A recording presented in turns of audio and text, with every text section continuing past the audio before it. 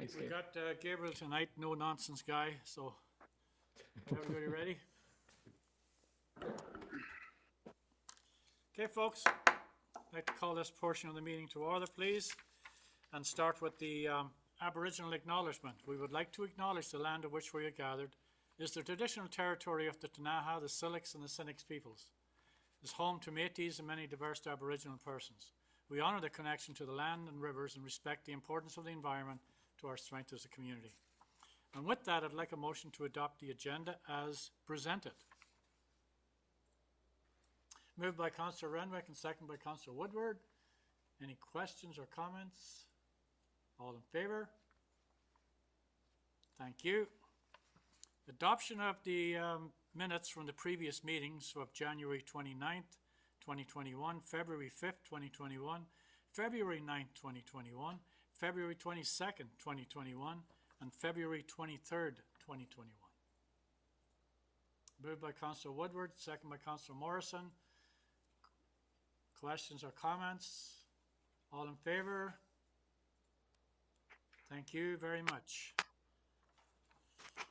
Okay, NCOH request from UBCM grant for community service hub. I better open my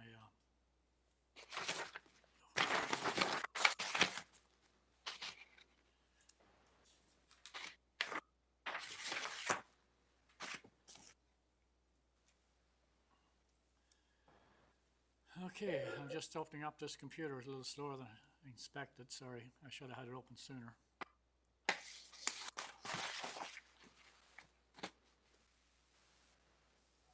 Anybody just got this up on the screen? If you don't mind read the first little paragraph. Councillor Woodward, do you want to do that? I can't get mine open right now. So. Yep. Okay, so the first paragraph, Nelson Committee on Homelessness, NCOH, has requested the City of Nelson submit an application to the Union of BC Municipalities, the UBCM, for strengthening community services program for funding to convert the Nelson Cares Society Vernon Street location into a temporary Nelson Committee on Homeless Community Service Center. If funding is obtained, the Nelson Committee on Homelessness would lead development of the project and the city would administer the funding. Council is now asked to consider this request. And there is a staff recommendation that the City of Nelson approve the request from the Nelson Committee on Homelessness to collaborate and apply to the UBCM Strengthening Community Services Program for funding to support the development of a community service center for the Nelson area, and further that the City of Nelson will provide overall grant management of funds successfully secured from the UBCM Community Services Program. I would move that recommendation. I'll second that. Thank you. Thanks. Okay, any further comments? I have a question. Questions? Yeah. Go ahead. Does Nelson Cares own the building on Vernon Street, or do they rent it? I have information on that.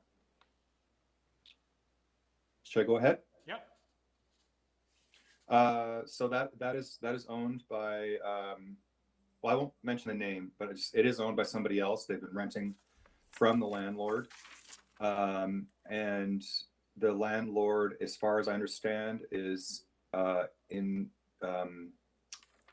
what's the word? In agreement with this happening, and that so that the burden on the city is quite light. It's basically just helping the Nelson Committee on Homelessness get this grant. It has to come from the city. The grant application has to come from the city, but the Nelson Committee on Homelessness would do the heavy lifting. The city would make sure that it was in good shape, and then they would manage the funds if they got it. And go ahead. Oh, that was my question, really. I mean, Okay. because my guess is they've put their name on the front of the building at Hall Street, and I'm assuming that Nelson Cares was planning to move their offices out of that building anyways, and so I guess they've had a discussion with the landlord in terms of continuing a lease in that building, because Yeah, because it just clearly looked to me like Nelson Cares was moving down to the new front of the new building at Hall in front. That's correct. Councillor Renwick? Thank you. So my question is, I know this is just a temporary, like a 1-year trial, but if it's successful, because the way I read through that, it looks like it could be a pretty good program. What's the likelihood of they would have to find another funding or a funding stream to continue on there? Kevin, is that what would have to happen?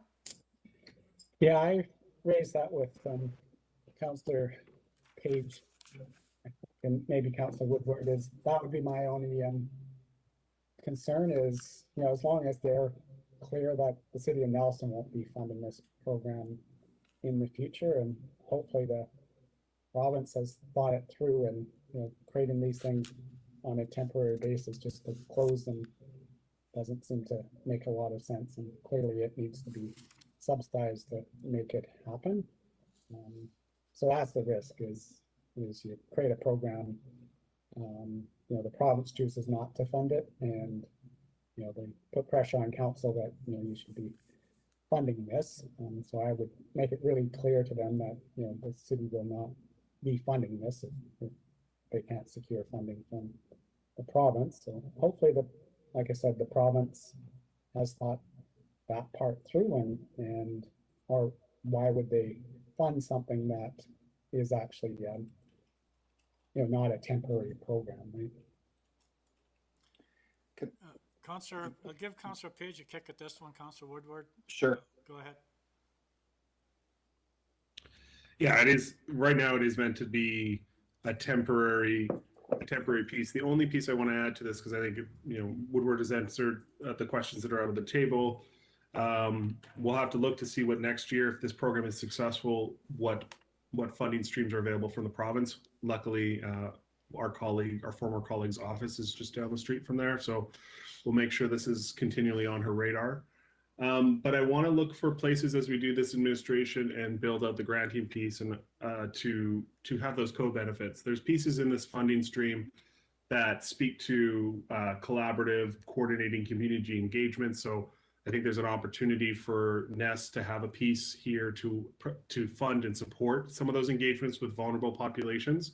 And I just want to make sure that's on staff's radar, that we have that ability. And I think also within the funding proposal or within the grant funding stream itself is opportunities for community works projects. So there's going to be, if they're successful at the KCDS ask, there'll be opportunities for skills and labor community works projects within this population. And so that might look like pulling invasive weeds. It might look like clearing snow, things of that nature. And we should look a little bit beyond to see what other goals we can align to add some line items in this budget when we send this ask upstream.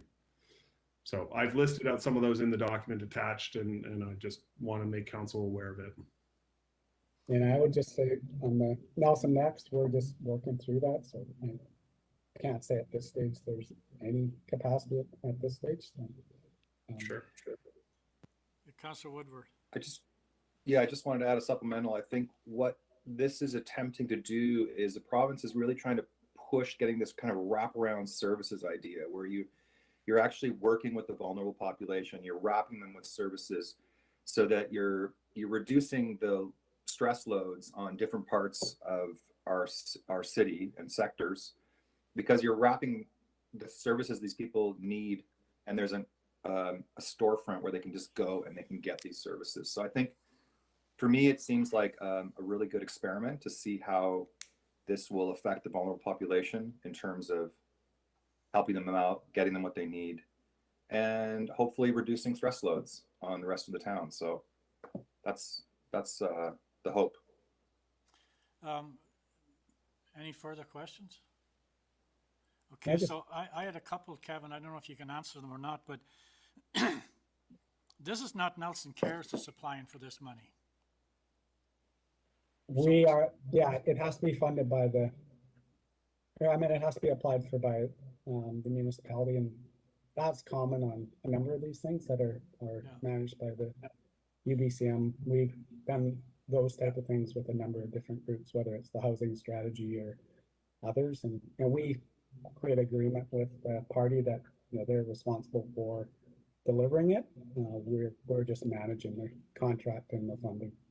So there will be a staff commitment from the city, because it's, Not really. no? No, we're going to be very clear that our staff aren't working on this project. We are managing the funds. So we have an agreement that says, here's, how we distribute those funds when they meet, the certain criteria in the grant project. So, Right. And, like I said, we've done this with a number of groups. thanks, Kevin. There is an agreement with Nelson Cares to make this happen, that those I's and T's have all been dotted, have they? Sarah's not here, but I'm not sure she's got that yet. That just has to get done before obviously the grant is received. I mean, there's nothing wrong with the idea and the concept, but it'd be really important on the municipal side that this is not a slippery slope, as was mentioned earlier, that we could find ourselves in a year being a partner in this and being expected to be delivering, taxpayers' money towards these initiatives that are that are the responsibility of provincial or federal government. So that's important for me. And then the other thing too is, I noticed some of the programs that are going to be offered here, I think are actually available at Community Futures at present. Yeah, I haven't. Keith or Am I wrong there? Or? Go. I don't know about Community Futures. Well, employment. John, Mayor Dooley, I would suggest that this is specific programming appropriate for this population. You're not going to, if you don't have work boots and you have nowhere to sleep, you're not going to go into Community Futures to start a business. So that it's just the audience isn't quite what Community Futures, they wouldn't be at that level yet, but this is more, does someone need glasses? Do they have severe dental issues they need to be dealing with? Some of those services we offer throughout the year, this would be a single location during COVID and this funding stream is very specific that this is a temporary funding stream. I wonder if we'll see additional support, and I hear the concern, and I want you to know that Ms. Robinson has definitely said she knows this is not an ongoing ask. This is because they're making a move down. There's an opportunity with a funding stream to consolidate service offerings, and if they know that they have to fill this budget hole if they're able to bring something together to continue on if they think they need to do it. But this is a pilot. Okay, thank you. All right, thanks very much. Any further questions or comments? Hearing none. All in favor? Carried. And Kevin, you'll make sure that everybody's clear on this is not a municipal project, but it's a municipal application to help make this happen, right? Thank you. All right. Thanks very much.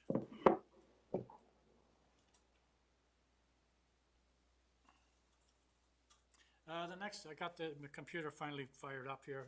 Gabriel, thank you. Thanks, Jesse, for jumping in there. So the next item on the agenda is the Hydro Services Bylaw. Sorry, Mayor. Sorry? There should be one other one. Let me just, hang on a second here. Letter of support. The Nelson Committee on the Homeless request, and then the electrical utility one, bylaws, the next one on my screen. No, Foresight letter of support. You must need to reload it because there was an item added yesterday. Okay. I believe it's your request, the Foresight letter. Yeah, it's on the bottom of my paper one here. It's the last one. So can we do the, what's my screen, for some reason my computer didn't come up properly. So can we deal with the utility one first and then we'll go to the Foresight one? Is that okay with council? Okay. Sure. Thank you. And then I'll get this thing fired up when we close down the meeting for supper.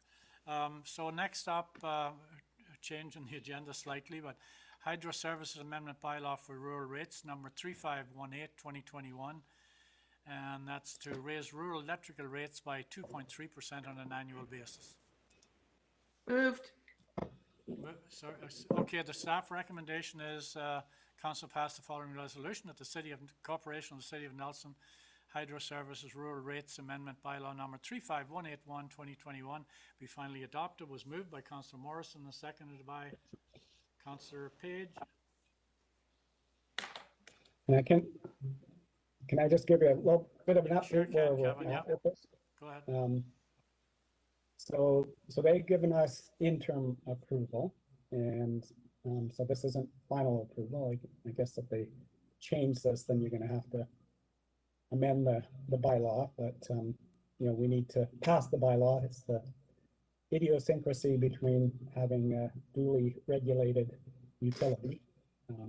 It creates a little complication. I know our regulatory lawyer felt because of the COSA that they have to keep the interim open so that they can, so this isn't a final rate adjustment for this year. So that's, and they have indicated there's going to be a second round of these information requests, or IRs, which seem, at least from my perspective, a little bit of an overkill when our rate is half of what the approved Fortis rate increase is. But I guess that's the world we're living in right now.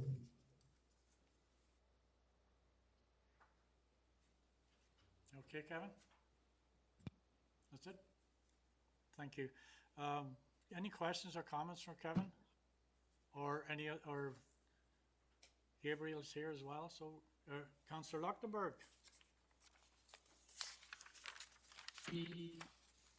I just want a question for Kevin on the communications of this to our rural customers. How can you give us an update on how you're going to be sharing this to them? To customers? Yeah, to our rural customers. How are we going to communicate this? Because I think Yeah, we've established that the rural customers have Yeah. an opinion on this rate increase that's They have, maybe not accurate. yeah, so they've shared that in the process coming up to it, but you know, this has happened very quickly, so we're kind of moving behind from behind, but they won't see it until bills actually go out when we do readings. But Scott's here we have talked about how do we communicate this. Yeah, if I could just answer that for you, Councillor Lochtenberg. The BCUC did not require us to give advance notice with this application, but we are going ahead with putting notifications. There'll be a line directly on the bill explaining that there's a rate increase, and then of course, you know, to explain sort of, you know, how the bill can be interpreted. But we're also including a letter in with the bill to further clarify on the interim status and nature of this particular increase. Councillor Lochtenberg, go ahead. Just a supplemental on that. Would I think I've said this before, but I would encourage you to consider a couple of factors in the communication. Number one is that it is our intent to always stay below the Fortis rate, the Fortis's consumer rate, so that people don't see this as being something that also BCUC does regulate this and be very clear about that.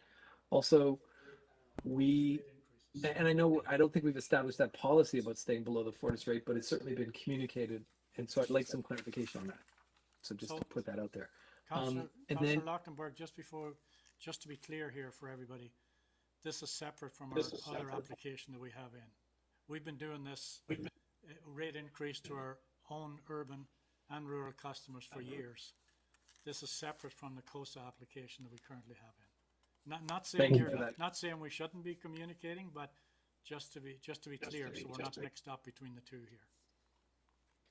Okay, thanks for that clarification, John. That part wasn't totally clear, particularly given that in the documentation we talk about that we're waiting on the BCUC approval, that it's interim and that it could be rolled back. So I think I was a little confused on that myself. So I apologize for that.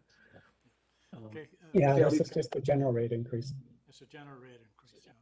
for this year. Councillor Morrison? Right. I think you've seen your hand. So just in regards to what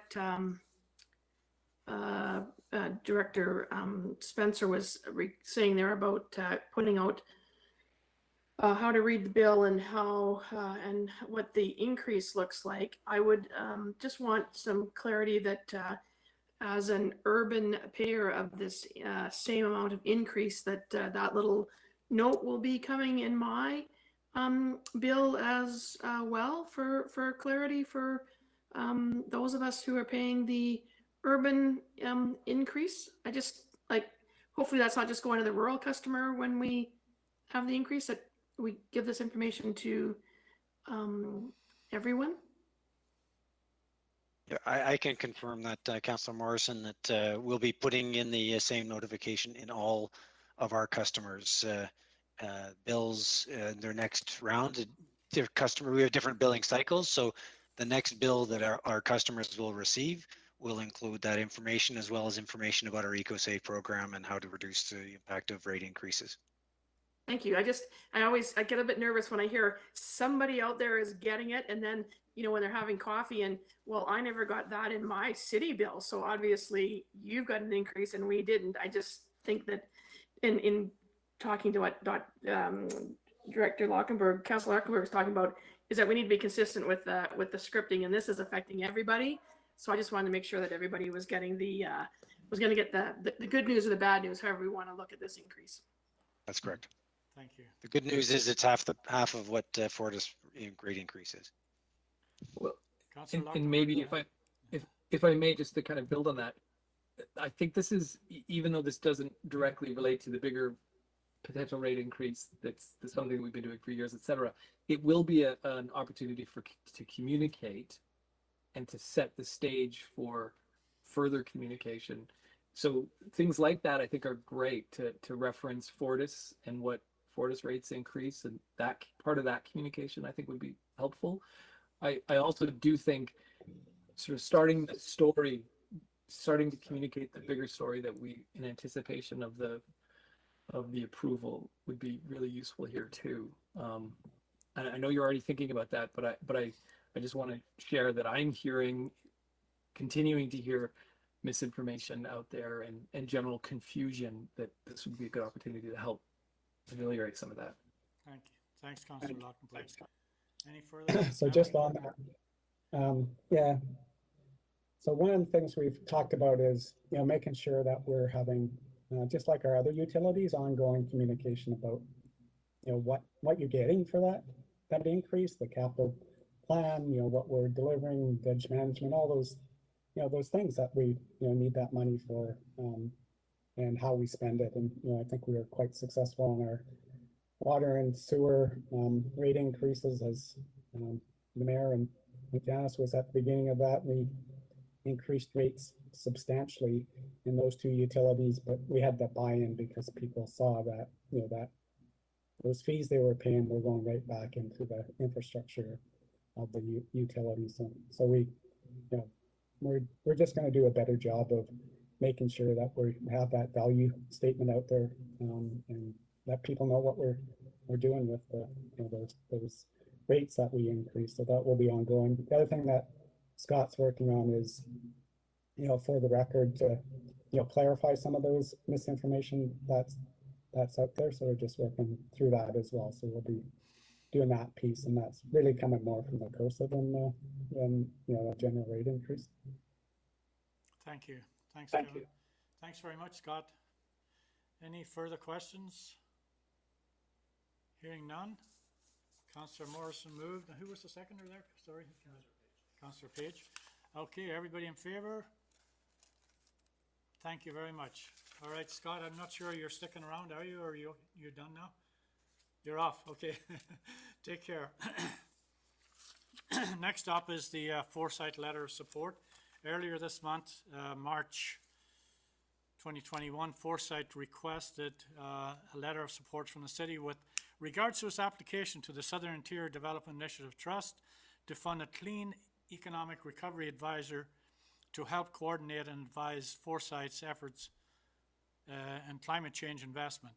A majority of council indicated to staff that they were in favour of the letter was issued, and the letter was issued given the deadline for submission. A council resolution now is required formalising the decision. And there is a recommendation on the back. And it says that the City of Nelson approved the request for Foresight to provide a letter of support for the Southern Interior Development Trust regards to the funding of a clean economic recovery advisor, and the letter's already gone, by the way, just so you know. Moved by Councillor Page, second by Councillor Woodward. Any questions or comments? Can I just wanted to clarify, when we get these letters and, they're all, if we're trying to make them successful, we do try to identify what in kind, how we support those. And, when we mentioned, staff support, that wasn't any additional staff support. It was really looking at, clean tech is a priority of the NADP. And so really I was just identifying that, through the work we already do, that's how we would support it. But I think there's other, I think I mentioned in my email, we want to roll out the food cycler. I don't know if there's a role there or not. I know they kind of work with that, the larger companies, not the, the small cast type companies. They work with the, the Klasnikovs and the maybe even the techs of the world to, to support that company at that size component. So anyway, I understand it created some confusion, but it didn't mean that there was new staff commitment. It was really just accounting for how we're already supporting this. Yeah, I must admit, Yeah. I was kind of caught off guard, not at the request or not at the goals that were outlined, but I was caught off guard on the timeline that, we were asked as a council to deal with this by 4 o'clock on a Friday afternoon when the request had come to us on the 11th of March. We could have seen it at our last meeting, actually. So. Yeah, and again, that was just miscommunication between Sarah and I, because she didn't realize what I meant by existing staffing. She thought that it had to go to council, and I had said to Cam at the time, because staff can sign these if there's not a new financial commitment by the city, and so I had asked Cam at the time, if you want council to sign them, then then it has to get to want the mayor to sign it, then it has to go to council. If you're fine with us, staff signing off on it, then we can do it at a staff level. And by the time I got it, we're kind of at that staff level side. So again, just a bit of miscommunication between Sarah and myself on who was signing this, and so that's why that happened that way. Thank you. Okay, any further questions? Councillor Lochtenberg. Yeah, Kevin, I know that Foresight was interested in partnering us on the climate innovation hub thing. Has there been any conversation with Cam about continuing forward that partnership, and would any of this impact that? Yeah, I think this is that proposal very light. So there'd be some capacity to continue to work on those type of things without creating that center that we had sort of applied for under that federal grant.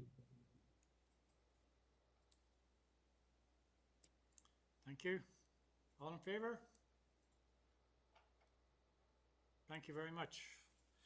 And with that, I think we've ended that agenda, right? Yeah, just need to go on camera. Yeah, so a motion to close the special meeting and open the, moved by Councillor Renwick, second by Councillor Page. We're opening the in-camera meeting, so moving into the closed.